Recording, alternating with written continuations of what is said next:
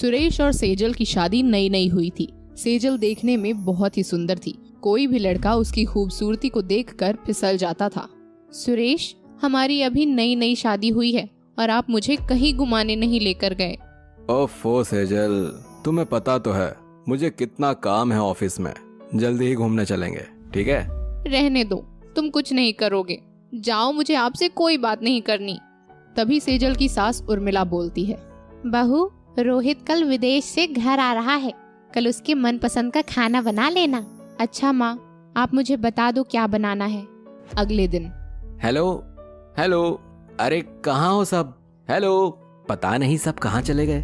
अरे बेटा, तू आ गया? हाँ, आ गया। और बाकी सब लोग कहाँ हैं? भैया, नई भाभी, उनसे हमें नहीं मिलवाओगी? बहू, ओ बहू, देखो कौन आया है। हाँ मम्मी जी, आपने बुलाया? हेलो भाभी, मैं रोहित, आपका। मेरे छोटे देवर है ना? अरे वाह, आप तो पहचान गई। भला आपको कोई कैसे ना पहचाने। अच्छा, अब आप फ्रेश हो जाओ।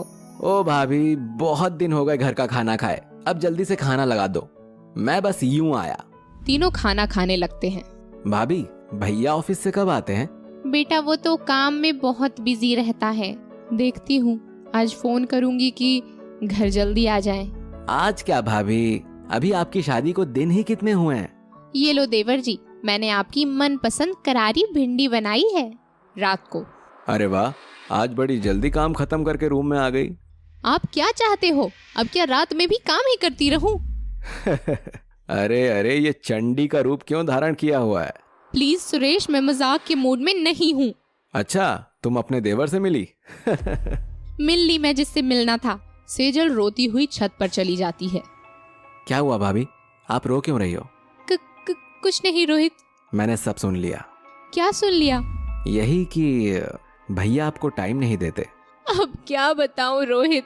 एक मेरी गर्लफ्रेंड है, उसके पास भी मेरे लिए टाइम नहीं है। अच्छा, आपकी गर्लफ्रेंड भी है? हाँ है, लेकिन अब सोच रहा हूँ आपको मेरी गर्लफ्रेंड होना चाहिए था। अच्छा, मजाक कर लेते हो? मजाक नहीं भाभी, सच बोल रहा हूँ। आप इतनी सुंदर, स्लिम, मस्त फिगर, आपको देखकर तो कोई भी फिसल जाए। हाँ बिना। चलो चलो, अब सोते हैं। साथ साथ अभी बताती हूँ आपके भाई को। अब मजाक भी नहीं कर सकता। अगले दिन, उठो देवर जी, ये लो आपकी बेड टी।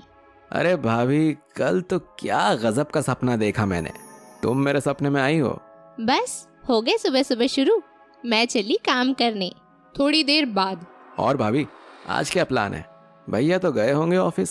जले पर नमक मत छिड़को। माँ जी भी अपने भाई के घर चली गई हैं। अब बाहर के काम भी मुझे ही करने पड़ेंगे।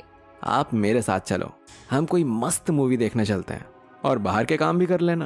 पूरे दिन घर के काम कर करके काम वाली बाई बन गई हूँ। चलो रोहित, हम दोनों मूवी देख कर आएंगे। तो कैसी लगी मूवी? बहुत अच्छी थी, मजा आ गया। रात को, आज तो मैंने एक मूवी देखी, उसमें हीरोइन हीरो को ऐसे हक कर रही थी और सुरेश के गले लग जाती है। ओ प्लीज सेजल, आज मैं बहुत थक गया हूँ। तुमसे तो कुछ कहना ही बेकार है। क्या हुआ? मुझे तो अपना जीना ही फालतू लगता है। भाभी, आप प्लीज रोना बंद करो। सेजल भी भावना में बहकर रोहित के गले लगकर रोने लगती है और ऐसे ही धीरे धीरे दोनों के बीच की नजदीकियां बढ़ जाती हैं। ऐसे ही एक दिन देर रात को, सेजल, तुम फोन में क्या कर रही हो? सोई नहीं अब तक? वो कुछ नहीं, बस सोने जा रही हूँ। अगले दिन, ये लो रोहित, तुम्हारी चाय। ये बताओ, कल चैटिंग करते करते कहाँ चली गई थी?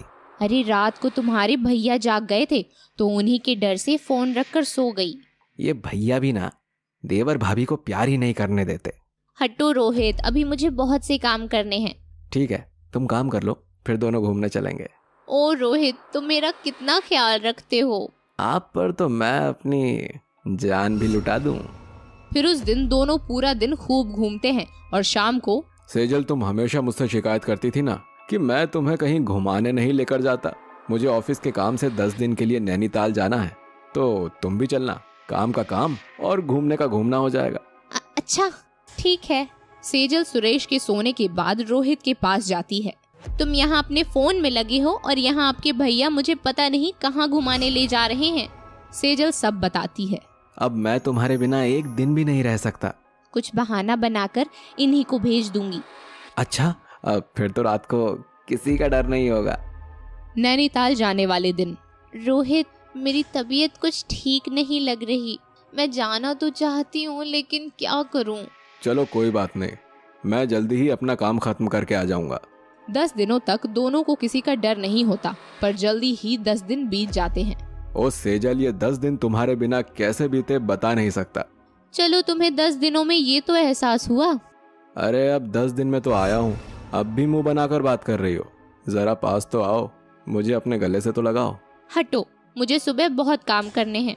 अगले दिन सुबह नाश्ता करते हुए। सेजल, आज शाम को हम मूवी देखने चलेंगे, मैंने टिकट बुक कर दी है। ठीक है। शाम को। ये क्या सेजल, तुम तैयार नहीं हुई? मैं ना बहुत थक गई हूँ, फिर कभी देखेंगे। भगवान ही जाने तुम औरतों की माया। आधी रात को। अरे ये सेजल कहाँ गई इतनी रात को? सुरेश हॉल में देखने आता है, तभी सामने रोहित के रूम से सेजल निकलती है। तुम यहाँ क्या कर रही हो? कुछ नहीं सुरेश, वो मैं पानी देने आई थी। तुम कैसे जाग गए? ऐसे ही अपने आप आँख खुल गई तो देखने आ गया। आओ अब चलकर सोते हैं। अगले दिन। रोहित, आपके भाई का क्या करें?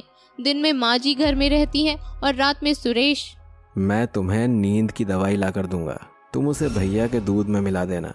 अब से सेजल रोज यही करती और सेजल वहाँ रोहित के पास जाकर प्यार भरी बातें करती थी। एक दिन। अरे यार, ये दूध तो हाथ लगकर ही गिर गया, जल्दी से साफ कर देता हूँ। सुरेश दूध साफ कर देता है। दोनों सो जाते हैं। आधी रात को। अरे इतनी रात को सेजल कहाँ गई? सुरेश हॉल में आकर देखता है कि रोहित और सेजल दोनों बाहों में बाहें डालकर बैठे हुए हैं। ओ रोहित, मैं तुमसे बहुत प्यार करती हूँ, अब नहीं रहा जाता तुम्हारे बिना। ये सब क्या हो रहा है? भैया वो इसमें मेरी कोई गलती नहीं, भाभी ही मुझे अपने प्यार के जाल में फंसाना चाहती थी भैया। ये तुम क्या बोल रहे हो रोहित? अच्छा, तभी मैं कहूँ कि मुझसे इतनी दूर दूर क्यों भागती हो। मुझे अब तुम्हारे साथ नहीं रहना। प्लीज सुरेश, मुझे माफ कर दो, मैं ऐसी गलती कभी नहीं करूंगी। सुरेश अपने कमरे में जाता है और वहां से एक छोटी सी शीशी लेकर आता है। ये लो, अगर तुम मेरे साथ कभी धोखा नहीं करना चाहती तो ये जहर पी लो और मर जाओ। अगर तुम ऐसा ही चाहते हो तो ठीक है। और वो दवाई पी लेती है। फिर सुरेश सेजल को गले लगा लेता है। तुम मेरे लिए मरने को भी तैयार हो गई। वो जहर नहीं, मेरी कंपनी का एक जूस सैंपल था। मैं तो देखना चाहता था कि तुम्हारी बात में कितनी सच्चाई है।